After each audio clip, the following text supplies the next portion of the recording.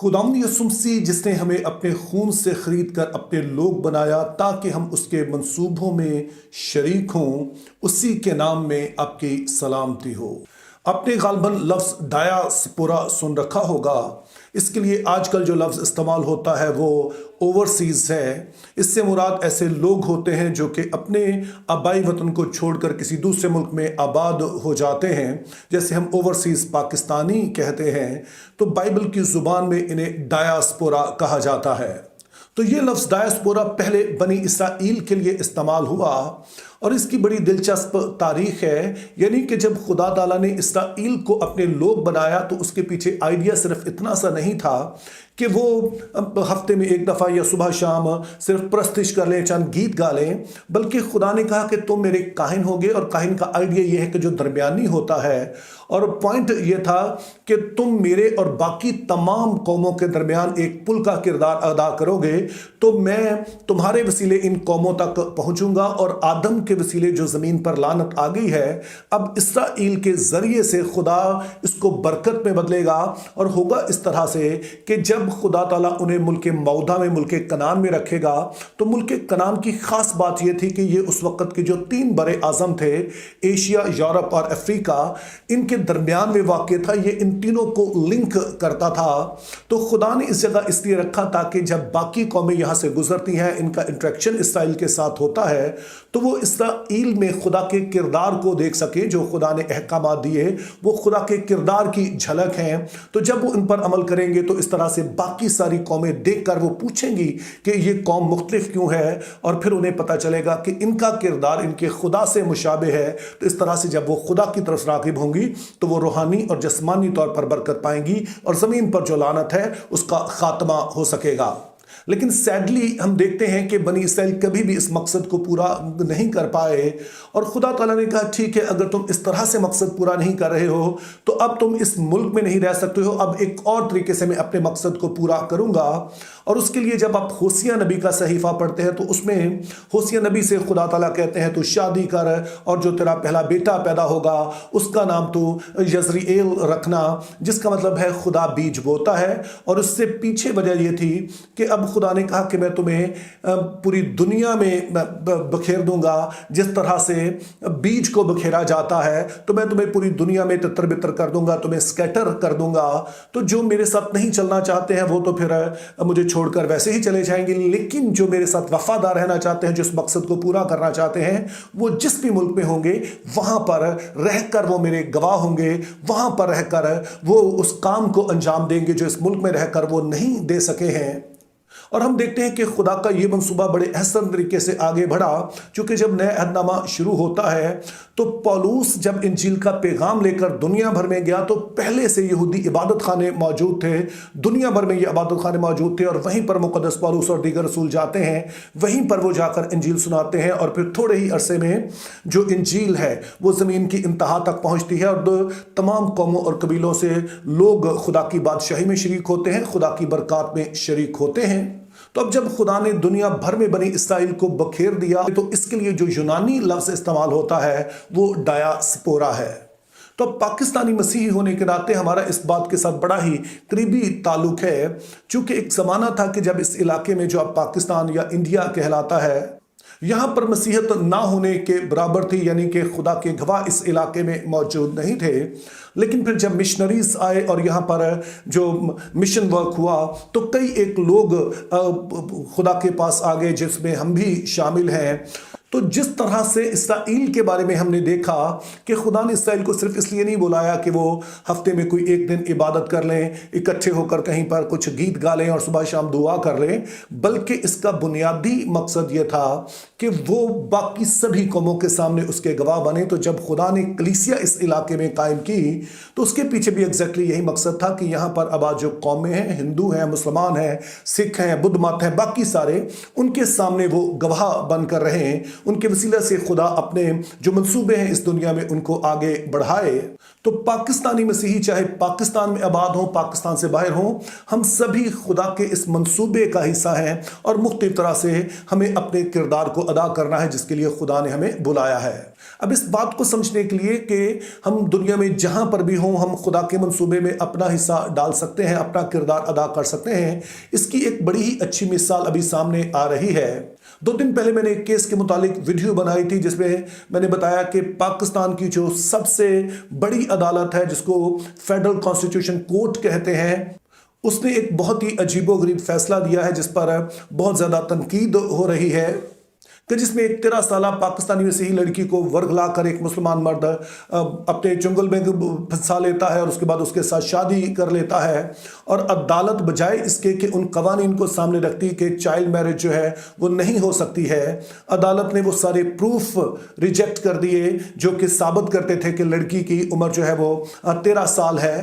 तो इस तरह से उन्होंने दरवाज़ा खोल दिया है कि जो कम उम्र लड़कियां हैं, ख़ासतौर पे अक़लीती लड़कियां हैं, आप उनको इसी तरह वर्गला सकते हैं और किसी तरह से आप पर कोई कानून लागू नहीं होगा।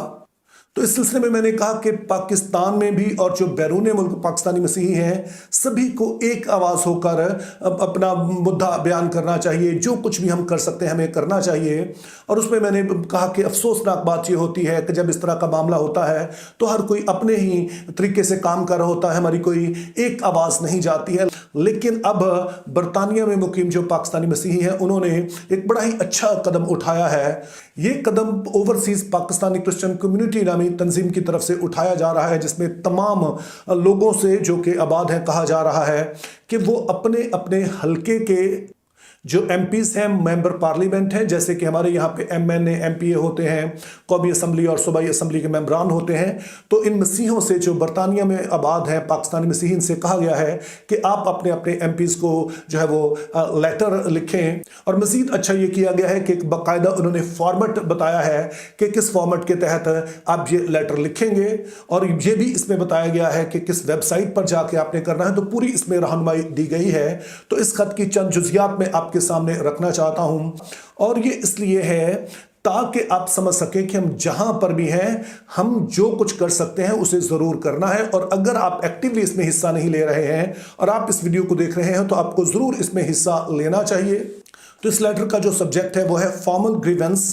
Human rights violation in the Maria Bibi case and UK Pak relationship. और आगे बताया गया है कि आपने उस मेंबर पार्लियामेंट का एमपी जो है उसका नाम लिखना है और उसे इस केस के बारे में थोड़ी सी तफसीलात बताई गई हैं जो मैं आपको पहले बता चुका हूं, वो पढ़ने की ज़रूरत नहीं है कि किस तरह से एक 13 साला बच्ची को अगवा किया गया और उससे फिर जबरी निकाह किया गया और किस तरह से अदालत ने एक ऐसा फैसला दिया है जिस पर बड़ी तनकीद हो रही है। और फिर आगे बताया गया है कि चूंकि ये फैसला जो चाइल्ड मैरिज एक्ट है उसके खिलाफ है तो ये एक ऐसी सूरत हाल पैदा कर देगा कि जिससे एक जो जुर्म हो रहा है उसको लीगलाइज करने में मदद मिलेगी और बहुत सारी और बच्चियों का इस्तेहसाल हो सकता है। दूसरा नुकता उठाया गया है कि इसमें ड्यू प्रोसेस को मद्देनजर नहीं रखा गया है, यानी कि वो सारे जो हुकूमती दस्तावेजात पेश की गई लड़की की उम्र के लिहाज से उन्हें रद्द कर दिया गया और सिर्फ उसकी जो अपीयरेंस है उसी पर फैसला दे दिया गया और जो साइंसी बुनियादें हैं यानी कि जिस तरह से बच्चे डेवलप होते हैं उसको भी इसमें नज़रअंदाज कर दिया गया है। और फिर इस खत में तीसरा अहम नुकता उठाया गया है कि अदालत के इस फैसले से हमें मुनज़्ज़म तासुब की बू आ रही है क्योंकि इस फैसले में एक नाबालिग लड़की की गवाही को तो कबूल किया गया है लेकिन जो कानून पहले से मौजूद हैं उनको एक साइड पे कर दिया गया है जिसकी वजह से ये तासुब जो है वो और भी बढ़ेगा। और फिर अगले हिस्से में बताया गया कि यूके इस सारे मामले में किस तरह से किरदार अदा कर सकता है। वो इस तरह से कि यूके और पाकिस्तान के दरमियान जो तजारत होती है उसका जो हजम है वो 5.6 बिलियन है, 5.6 अरब डॉलर है। और इसी तरह से जो यूके की हुकूमत है वो कुछ 100 मिलियन के करीब एड देती है पाकिस्तान को ताकि ख़वातीन और लड़कियों का तहफ़्फ़ुज़ हो सके। और इसी तरह से पाकिस्तान चूँकि एक तरक्की पजीर मुल्क है तो इसको ये भी छूट हासिल है कि यहाँ से जो जाती हैं अशिया जाती हैं यूके में दाखिल होती हैं, जो बरामदात हैं पाकिस्तान की उनमें से 92% वो हैं कि जिन पर कोई टैक्स नहीं होता है, इनको टैक्स से छूट हासिल होती है। तो इस तरह से यूके की हुकूमत के पास ये लेवरेज है कि वो हुकूमत पाकिस्तान से सवाल कर सकती है कि अगर यहाँ पर अभी भी इसी तरह से सारा चल रहा है, ह्यूमन राइट्स की खिलाफ वर्जी हो रही है, तो ऐसा क्यों है। और फिर इन एमपीज पर जोर दिया गया है कि वो ज़रूर इस बारे में पार्लियामेंट में जाकर सवाल करें कि अगर ये सारा कुछ इसलिए हो रहा है कि पाकिस्तान जो है वो एक तरक्की पजीर मुल्क है और यहाँ पर ह्यूमन राइट्स की में बेहतरी आनी चाहिए, और ऐसा नहीं हो रहा है, तो फिर इस पर सवाल भी उठने चाहिए और पाकिस्तान से इसके बारे में जवाब तलबी भी होनी चाहिए। तो अब बरतानिया में मुकीम पाकिस्तानी मसीहों के लिए मैं दिल से खुदा का शुक्रगुजार हूँ कि उन्होंने ये बड़ा कदम उठाया है, और ज़ाहिर है वो पहली दफ़ा नहीं कर रहे हैं, वो पहले भी करते होंगे, लेकिन वो लोग जो इस वीडियो को देख रहे हैं, मैं आप सभी से कहना चाहता हूँ कि आप ज़रूर इस तहरीक का हिस्सा बने। खुदा ने आपको वहाँ पर रखा है, वो ऐसे मुल्क है कि जहाँ पर डेमोक्रेसी पर यकीन किया जाता है, लोग जब आवाज़ उठाते हैं तो उनकी सुनी भी जाती है, और उसका नमूना आप खुद उस मुल्क में रहते हुए देख सकते हैं कि वहाँ पर कई ऐसे कवानीन पास हुए हैं, जैसे कि इस्लामोफोबिया के बारे में कवानीन हैं कि जब उस कम्यूनिटी ने यक आवाज़ होकर अपना ये मसला उनके सामने रखा तो उन्होंने इसको सुना। तो आप भी ज़रूर इस बात को समझें और एक्टिवली इस बात में हिस्सा लें कि अगर खुदा ने आपको वहां पर रखा है तो जरूर इस तहरीक का हिस्सा बने, इसको इग्नोर ना करें। अगर आप तक ये खत नहीं पहुंचा है तो मैं इसको जो है वो कमेंट सेक्शन में पिन कर दूंगा, तो आप इसे जरूर देखें, और होपफुली ये आपके लिए बाइसे बरकत होगा। आप जब इसका हिस्सा बनेंगे तो मैं दरख्वास्त करना चाहता हूं आप सभी मसीहों से, और ये दरख्वास्त सिर्फ मैं बरतानिया में रहने वाले मसीहों से नहीं करना चाहता हूं, बल्कि जो कि यूरोप के दूसरे ममालिक में रहते हैं उनसे भी मैं दरख्वास्त करना चाहता हूं कि ज़रूर आप वहां पर अपनी पूरी कम्युनिटी को साथ लें। आपके आपस में इख्तलाफात हो सकते हैं, हर जगह ही होते हैं, पाकिस्तान से ज़्यादा आप वहाँ पर बेहतर हालत में हैं कि आप यूनिटी का इजहार कर सकें, क्योंकि यहाँ पर हमारे पास और कई तरह के चैलेंजेस हैं, लेकिन आप चूँकि ऑलरेडी वहाँ पर एक बहुत छोटी माइनॉरिटी के तौर पर हैं, तो शायद एक दूसरे के साथ कनेक्ट करना जो है वो आसान है। तो हमारे आपस के जो भी ग्रीवेंसेस हों, लेकिन जब कोई हमारा कौमी मसले हैं तो इस पर ज़रूर आप एक हों, यानी कि ना सिर्फ जिस मुल्क में आप आबाद हैं सिर्फ वहीं तक आपका कनेक्शन हो, बल्कि अक्रॉस द यूरोप जहाँ जहाँ भी आप हैं आप कनेक्टेड हो, ताकि एक आवाज़ होकर आप अपने जो मसाइल हैं उनके सामने रख सकें, जो इश्यूज पाकिस्तान में या आपको वहाँ पर दरपेश है उनको आप सामने रख सकें। और हमने याद रखना है कि बाइबल मुक़द्दस में खुदा ने सिर्फ नबियों को इस्तेमाल नहीं किया, काहिनों को इस्तेमाल नहीं किया,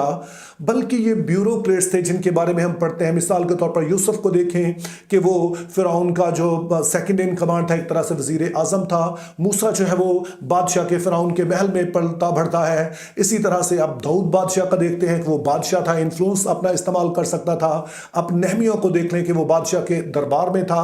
तो इस तरह से खुदा जो है वो मुख्तलिफ तरीके से काम करता है, और आप बड़ी ही एक अच्छी जगह पर हैं कि जहां पर आप अपनी आवाज़ बुलंद कर सकते हैं। और ये हम जो पाकिस्तान में मसीही आबाद हैं, पाकिस्तान में रहते हैं, हमारे लिए भी एक बहुत बड़ा सबक है कि किस तरह से हम अपनी आवाज़ वहां तक पहुंचा सकते हैं। और मुझे एक और लिंक भी भेजा गया है जो मैं कमेंट सेक्शन में पिन कर दूंगा, कि जहां पर जाकर आप जो यूरोपीय पार्लियामेंट है वहां पर आप इस मुद्दे को बयान कर सकते हैं। वहां पर आप खत लिख सकते हैं कि किस तरह से ये एक केस के ज़रिए से एक रास्ता खोल दिया गया है कि जो नौ उम्र लड़कियां हैं, कम उम्र मसीही बच्चियां हैं या अक़लीती बच्चियां हैं, उनको वर्गला कर उनको एक्सप्लॉइट किया जा सके। तो जैसे कि यीशु मसीह ने खुद इस बात का जिक्र किया